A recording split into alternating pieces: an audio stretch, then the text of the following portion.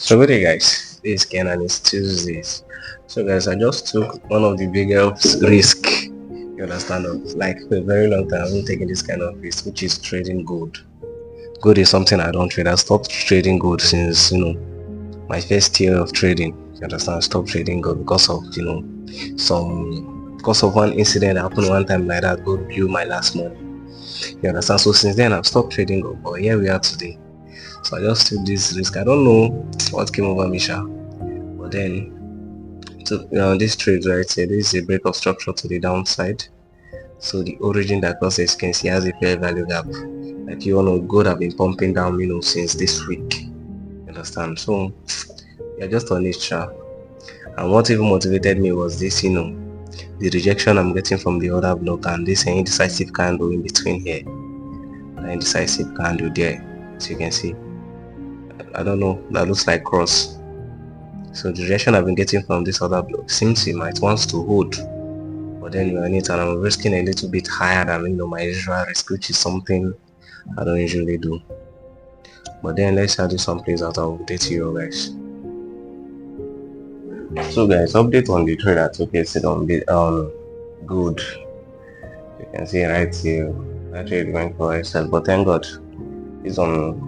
There's this fear in me, this phobia in me, I don't trade good. So when it went to, I think I saw almost $60 to $70. So I broke even. As you can see, we closed this one in about plus $1, which is not necessarily a plus because it's also the charges fee I pay, you understand, the commission. But then last night as I was about to sleep, I took one trade on USD CHF, and this morning I woke up to see that my BTC USD trade have also been triggered. So I'm in two trades at once now. But then when I woke up around 3 a.m, that is when I saw it. You understand? But then I didn't get to close one because I saw they were running, beautifully till this morning. And BTC want to take my life. So this is the first trade here on USD CHF. You understand? So I took this buy. Later on we explain the reason. Now this is a break of structure. There's another block. So because of spread, I ended up taking it because it was at night, so the spread was a little bit wide. And the next one was on BTC USD. So this is BTC USD. As you can see, break of structure, all that block. So I just taking this out from here. So there's a potential it must still go south, but then if it happens, it's also good. It's good. I mean, like, been a very tough, this season has been kind of very difficult. Really. Imagine last week 2 L's. This week now started the Monday with an L, which is okay. I didn't even get to tell you guys if I took a sell on Monday on this in USD CHF.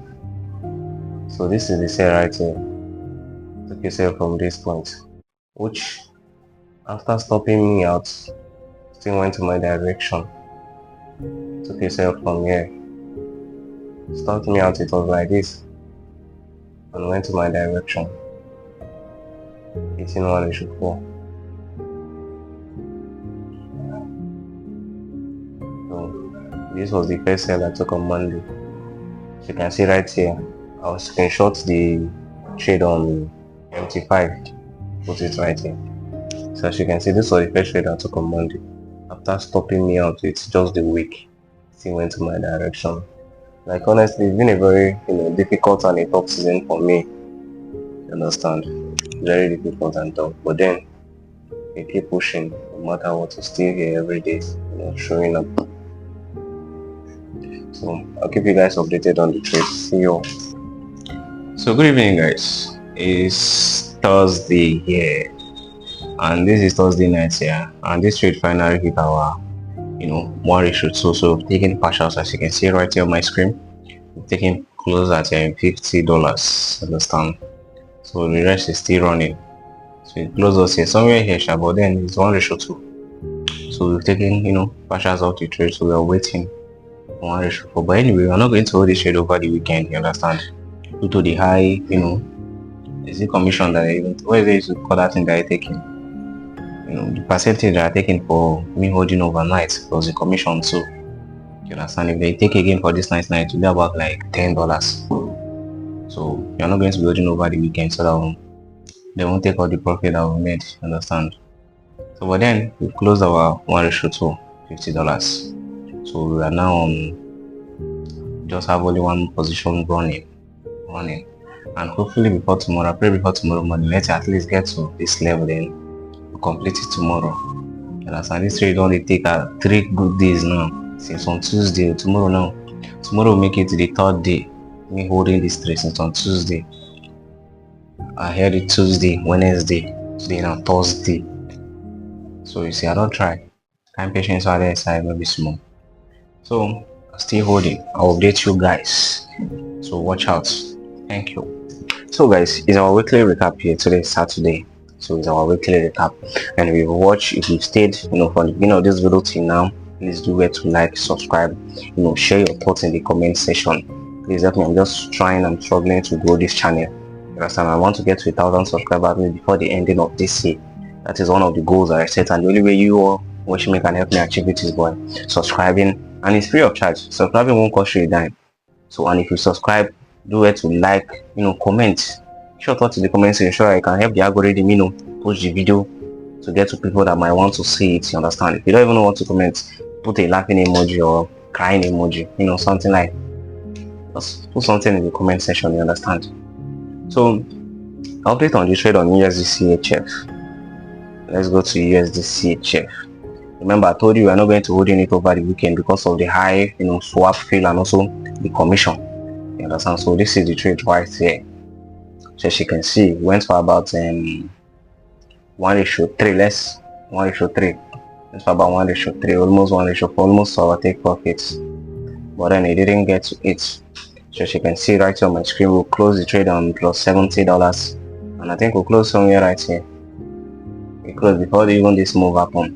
So we're able to secure $70, which is not, not bad. You understand? So let's go down to the, how we do our weekly recap. So we're going to clear these charts and we're going to explain the processes and how I get to take this trade like we always do.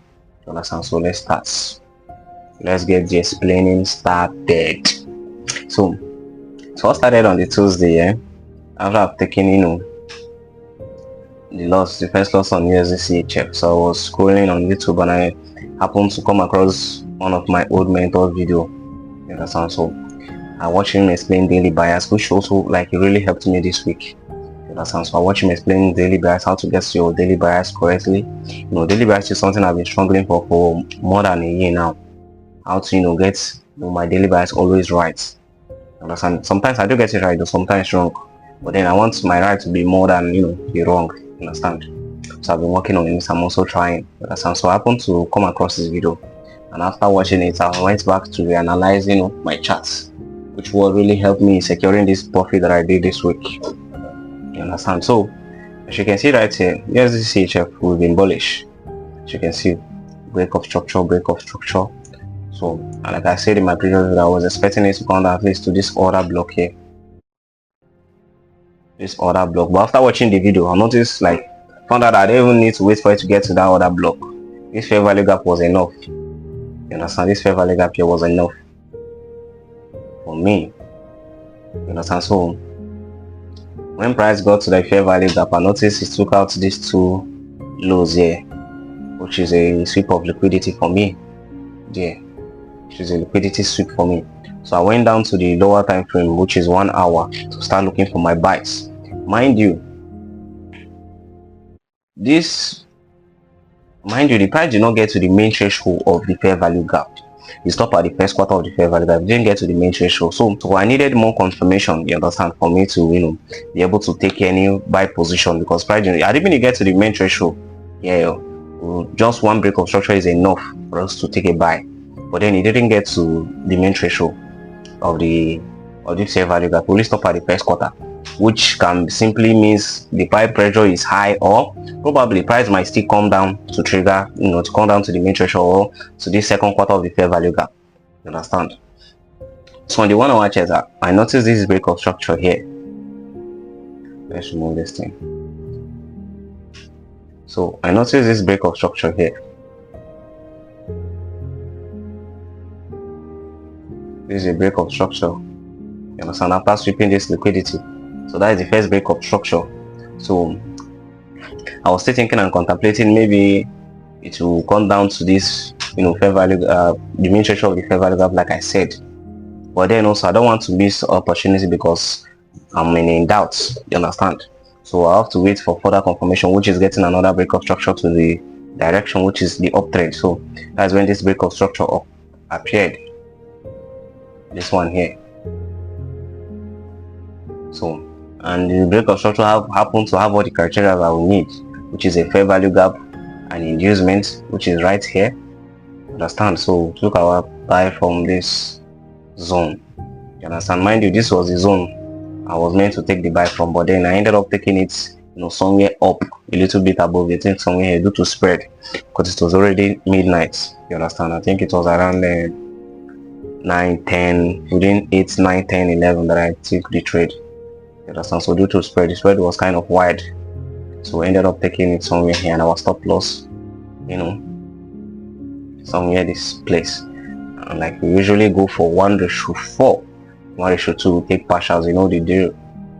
So this was it. It was a beautiful delivery, by the way. And if it happened that I get to watch that video, earlier, before I even before taking this sell I took here, you understand, I would have even saved myself from this devastating loss, because this is one of the painful losses that you ever take in trading. See, that was those kind of flaws that to stop you out, by a couple of pips, and go to your direction. It's very devastating and also painful. Understand? So, even I watched that video, that would have saved me all this stress. You understand? But then it is what it is. I'm even glad that I watched it to be able to bag, these profits that I bagged this week. You understand? So you can see right here on my screen, we close this one at $70, which is something. You understand? It's something. It's big. We didn't even get to close it right here. I think we'll close somewhere here. You understand? We'll close before this move happened. But then it's still something. $70 is something. It's something. So the next trade was on BTC USD. So this was BTC USD. So the same thing I did on USD, that's why I applied on BTC USD. But it happens to stop me out. You understand? Just by candlestick wick. As you can see, just the wick of the candlestick happens to stop me out. I still go to my direction. Imagine hitting this kind of loss 2 times in a week. Like, just so painful. I didn't even stop me out and keep going up. It would have been something better. But then it stopped me out. Just candlestick wick and still go to my direction, delivering full price action. You understand? But then it is what it is. You understand? It is what it is. We can do nothing about it. You understand? And for good. Good they do wonders this week, sha. Thank God I even got out of the trade before it went straight for my stop loss. But then I saw this buy. Yeah. Even I didn't get to take it. I'm still, I've not fully recovered from the trauma that gold cost me during my early days of trading. This one self was on the 4-hour time frame since I even saw it. So the 4-hour, as you can see clearly, this was the break of structure here. Break of structure there. Mind you, this is after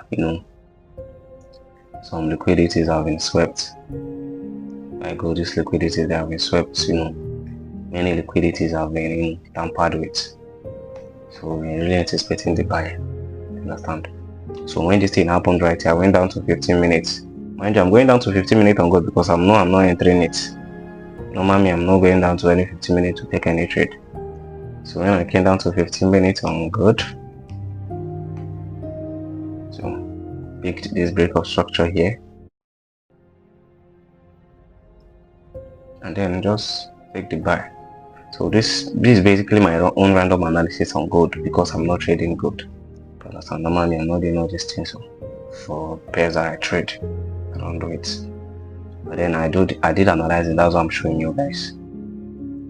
I did analyze it and then went on to take the buy on trading view, not a MetaTrader X, not a MetaTrader 4.